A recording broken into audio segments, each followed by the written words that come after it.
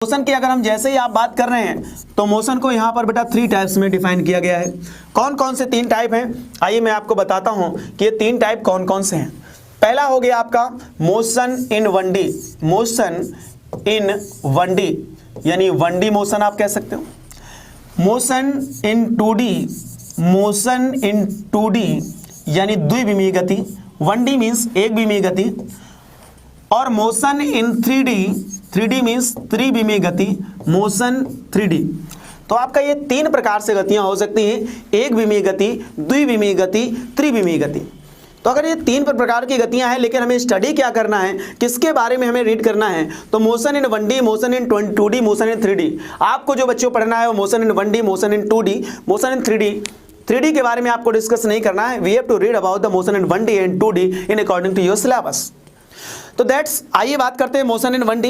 Motion in 1D में आपको जो रीड करना होगा, जिसके बारे में आपको जानना है, पढ़ना है, वो है आपका कौन सा, रेखीय गति। कौन सी गति, रेखीय गति। क्या है रेखीय गति, इसके बारे में अभी हम लोग जानेंगे। तो यहाँ पर मोशन इन 1D का मतलब रेखीय गति, रेखीय गति का मतलब मोशन इन स्ट्रेट लाइन, यानी आप इसको ऐसा भी कह सकते हैं लीनियर मोशन। तो ये लीनियर मोशन है और लीनियर मोशन को हमें यहाँ पर पूरी तरह से डिफाइन करना है, इसके बारे में हमें सारी चीज़ों को समझना है। दूसरा है 2D, और 2D की कंडीशन में बेटा 2 बातें आ जाती हैं। कितनी बातें आ जाती हैं, 2 बातें आ जाती हैं। इसमें आपको 2 गतियाँ पढ़नी होगी। एक तो आपकी रहती है प्रोजेक्टाइल मोशन, 2D के अंतर्गत आ जाता है प्रोजेक्टाइल मोशन, और प्रोजेक्टाइल मोशन मीन्स आप कह सकते हैं प्रक्षेप गति। और आपका इसी प्रकार से हम बात करें, दूसरा एक आपका मोशन रहता है circular motion. Circular motion means आपका वृत्तीय गति। तो वृत्तीय का मतलब क्या है, प्रोजेक्टाइल मीन्स प्रक्षेप। तो हमें यहाँ पर डिस्कस करेंगे हम लोग प्रक्षेप गति के बारे में कि प्रक्षेप गति क्या होती है, इसके बीच से भी क्वेश्चन आपको मिल सकता है, ठीक है ना। दूसरा आपका रहता है सर्कुलर मोशन। सर्कुलर मोशन माने होता है वृत्तीय गति। वृत्तीय गति से भी आपका क्वेश्चन मिल जाता है। जब आपका किसी टर्न में कोई वस्तु आपकी गति कर रही है तो उस कंडीशन पर सर्कुलर मोशन होगा, या आपका किसी एक कांस्टेंट रेडियाई में टच कर रही है तो उस कंडीशन पर सर्कुलर मोशन होगा। तो इनके बारे में भी हमें क्या करना है, जानना है। तो ये है हमारे लिए, और इसके बारे में हम लोग रीड अबाउट नहीं करेंगे। तो यहाँ पर आपके पास गतियाँ हो गई कितनी, कुल मिला के हमें जो पढ़ने हैं वो 3 टॉपिक हो गए हमारे लिए। एक तो लीनियर मोशन, दूसरा प्रोजेक्टाइल मोशन, तीसरा आपका सर्कुलर मोशन। बारी बारी से हम लोग क्या करेंगे, स्टडी करेंगे। तो आज का जो हमारा टॉपिक है वो है हमारा मोशन इन स्ट्रेट लाइन। तो मोशन इन स्ट्रेट लाइन के बारे में हम लोग डिस्कस करते हैं, और motion in straight line means linear motion. अब लीनियर मोशन आपको क्या क्या बताता है, कौन कौन से टर्मों के बारे में आपको जानना है, आइए हम उसके बारे में देखेंगे। तो लीनियर मोशन अर्थात रेखीय गति। तो यहाँ पर हम बात कर रहे हैं रेखीय गति की, यानी लीनियर मोशन की। रेखीय गति क्या है, रेखीय का मतलब जब रेखा में गति हो, जब रेखा में गति हो, लीनियर मोशन, लीनियर मोशन। तो ये किन किन टर्मों पर डिपेंड करती है, किन किन टॉपिक के बारे में यहाँ पर आपको डिस्कस करना होगा। तो मेरा सोचना है कि यहाँ पर बेटा 3 ही चीज़ें होती हैं जिनके बारे में पढ़ना है, जिसके बारे में आपको स्टार्टिंग में चर्चा कर रहा था, एक्स, वी और ए। इन 3 टर्मों के बारे में आपको सही से समझ लेना चाहिए, और इन्हीं 3 टर्मों से बेस्ड होती है आपका ये लीनियर मोशन। तो 3 टर्म कौन कौन से, एक्स, वी और ए। एक्स माने हो गया डिस्टेंस या डिस्प्लेसमेंट, इसका मतलब है हमारे यहाँ पर डिस्टेंस या डिस्प्लेसमेंट। वी का मतलब है स्पीड और वेलोसिटी, और ए का मतलब है एक्सेलरेशन या रिटार्डेशन। तो अब तीनों चीज़ों के बारे में हम बारी बारी से बताते हैं। इसका मतलब है दूरी या विस्थापन, दूरी और विस्थापन। तो यहाँ पे हम दूरी को और विस्थापन को इससे नोट कर रहे होंगे। तो दूरी और विस्थापन का मतलब यहाँ पर हमारे लिए एक्स है, और वी का मतलब है वेग और चाल, यानी वेलोसिटी एंड स्पीड। यहाँ पर वेलोसिटी और स्पीड के बारे में डिस्कस कर रहे होंगे, और इसका मतलब है त्वरण या फिर मंदन। तो ये त्वरण और मंदन के बारे में हम लोग यहाँ पर डिस्कस कर रहे होंगे। ये आपको 3 टॉपिक आपको दिखाई दे रहे हैं, और तीनों के बारे में हमें डिस्कस करना है।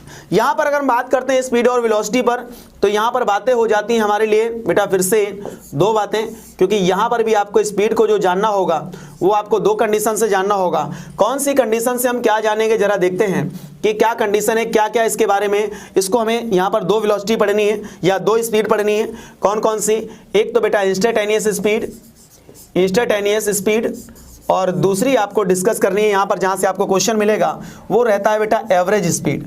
क्या रहता है, एवरेज स्पीड। यानी आपका ताक्षणिक चाल, और बेटा ताक्षणिक चाल के साथ साथ औसत चाल, औसत चाल या औसत वेग और इंस्टेंटेनियस स्पीड और इंस्टेंटेनियस वेलोसिटी, इन पर आधारित आपको क्वेश्चन परीक्षाओं में देखने को मिलते हैं। जब इन सारी चीज़ों को, इन तीनों टर्मों को हम आपस में क्या कर देते हैं बेटा, मिला देते हैं, तो यहाँ से आपकी दो बातें और डिस्कस हो जाती हैं, दो बातें जनरेट ले जाती हैं। कौन कौन सी दो बातें, आइए देख लेते हैं। तो वो दो बातें बेटा हैं, एक चीज़ है कि जैसे ही आप इनको मिलाते हो तो यहाँ से आपका बनता है इक्वेशन ऑफ मोशन, यानी गति के समीकरण, जिनसे आपके क्वेश्चन आपको देखने को मिलते हैं। तो यहाँ पर हम लोगों को डिस्कस करना होता है क्या, इक्वेशन ऑफ मोशन। और दूसरी चीज़ आपको जो यहीं पर आपका टर्म दिख रहा है, इन जब सबको आपस में जब मिलाते हैं तो यहीं से आपको दूसरी चीज़ आपको मिला करके यहाँ से बनता है ग्राफ। इतने प्रकार के यहाँ पर टॉपिक हम लोगों को क्या करने होंगे, लीनियर मोशन में ये सारी चीज़ों को डिस्कस करना होगा। इनसे आपको क्वेश्चंस आते हैं और कैसे क्वेश्चन किए जाएंगे, क्या तरीका होगा, उसके लिए हम आपको लिए अभी कुछ ट्रिक्स और टॉपिक्स भी मैं आपको डिस्कस करने वाला हूँ। कैसे करेंगे, कैसे अप्लाई करेंगे, और कुछ क्वेश्चन को भी मैं करके आपको दिखाऊंगा। तो बने रहिए हमारे साथ। तो यहाँ देख रहे हैं कि आपका लीनियर मोशन, हमारे पास इतने टॉपिक हमें यहाँ पर डिस्कस करना है। बारी बारी से मैं एक एक टॉपिक को लेता हूँ, डिफाइन करता हूँ। जैसे आपका पहला जो आपका टॉपिक आपको दिखाई दे रहा है वो है आपके लिए क्या, दूरी और विस्थापन। अब दूरी के बारे में सिंपली आप जानते हो दूरी क्या होती है। दूरी माने डिस्टेंस। अब डिस्टेंस किसी वस्तु के द्वारा तय की गई दूरी।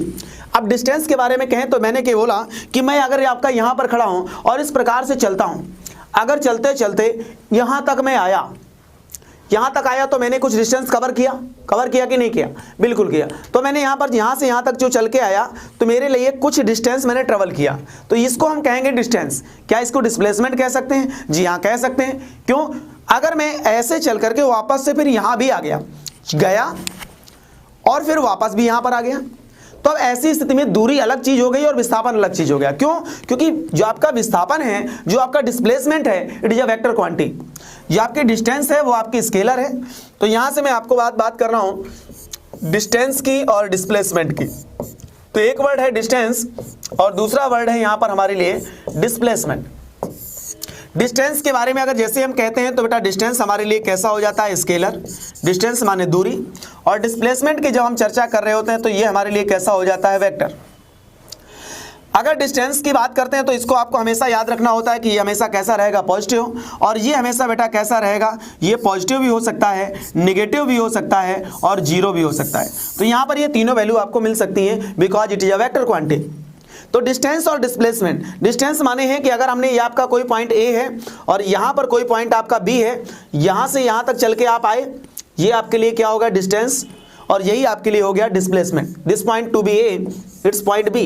ए से बी तक आपके लिए क्या हो गया, ये हो गया डिस्टेंस। और यही हो गया आपके लिए क्या, डिस्प्लेसमेंट। क्यों? क्योंकि आपका फाइनल से इनिशियल के बिटवीन का जो डिस्टेंस है वो भी वही है, और जहां से जो आप जिस रास्ता तय करके आए हैं वो भी वही है। डिस्टेंस हमारे लिए क्या है, कवर्ड पाथ, यानी तय किया गया रास्ता।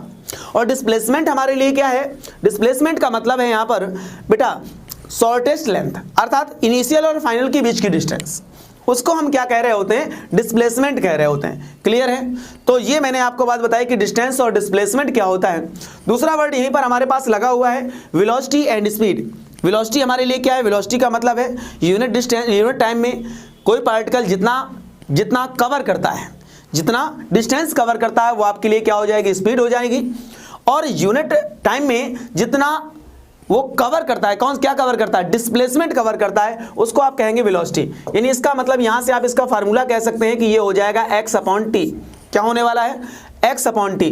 x आपके लिए क्या है, डिस्प्लेसमेंट या डिस्टेंस, ये अकॉर्डिंग टू दिस वन, और t या टाइम।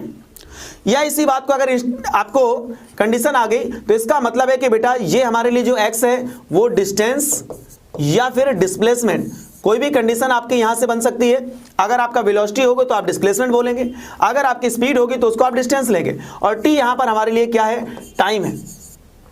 या इसी को हम कह सकते हैं, अगर ये डिस्प्लेसमेंट की कंडीशन आ जाएगी तो डेल्टा x/डेल्टा t, that means x2 minus x1, दो पोजीशन में अंतर, अपॉन t2 माइनस t1। यहीं से हमारे पास बात आ जाती है इंस्टेंटेनियस स्पीड, क्योंकि ये आपका दो कंडीशन यहां पर हमें डिस्कस करनी है। एक कंडीशन हमारे लिए आती है इंस्टेंटेनियस स्पीड क्या है। तो इंस्टेंटेनियस स्पीड के बारे में जब आप बात कर रहे हैं तो इसका मतलब बेटा ताक्षणिक चाल, हिंदी में इसको कहेंगे आप ताक्षणिक चाल। अब ये ताक्षणिक वर्ड क्या है, ताक्षणिक मतलब है कि विशेष सेकंड, बहुत कम सेकंड में, और इसका मतलब है बेटा औसत चाल, यानी यहां पर आपका औसत निकाला जा रहा है। क्या औसत और इंस्टेंटेनियस दोनों सेम चीज हैं? जी नहीं। एवरेज का मतलब होता है टोटल, टोटल की कंडीशन में जो हम काम कर रहे हैं, और इंस्टेंटेनियस का मतलब होता है एक विशेष पॉइंट पर हम चले और मतलब हर पल कुछ चेंज इवेंट हो रहा है, हर बार कुछ बदल रहा है। जब हर बार कुछ बदल रहा होता है तो वो है आपके लिए इंस्टेंटेनियस।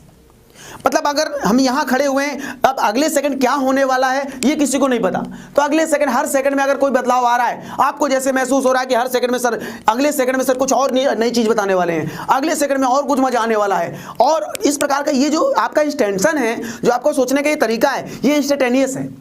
प्रत्येक इंस्टेंट में चीजें क्या हो रही हैं? बदल रही हैं। तो जब इंस्टेंट में चीजें बदल जाएं, यानी हर क्षण में चीजें बदल जाएं, तो उसको हम कहते हैं ताक्षणिक। और औसत का मतलब होता है पूरे का एवरेज क्या निकला।